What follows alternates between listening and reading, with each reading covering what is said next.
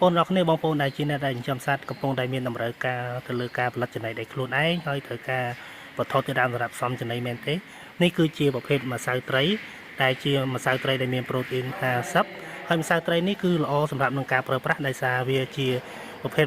ប្រូតេអ៊ីនដែលជួយទៅដល់ការលូតលាស់របស់សត្វបងប្អូនអាចទិញម្សៅត្រីនេះបានគឺសម្រាប់យកទៅ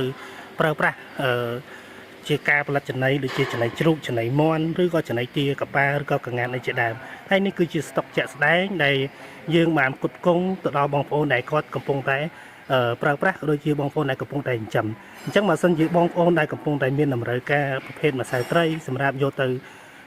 ផលិតចំណីសត្វដោយខ្លួនឯងឬក៏ផលិតចំណីជ្រូកចំណីមាន់ចំណីទាបងប្អូនអាចតាក់ទងជាមួយនឹងខាងក្រុមហ៊ុនចំណី HP បានយើងមានផ្គត់ផ្គង់សម្រាប់ការផលិតចំណីសត្វអរគុណច្រើនបាទ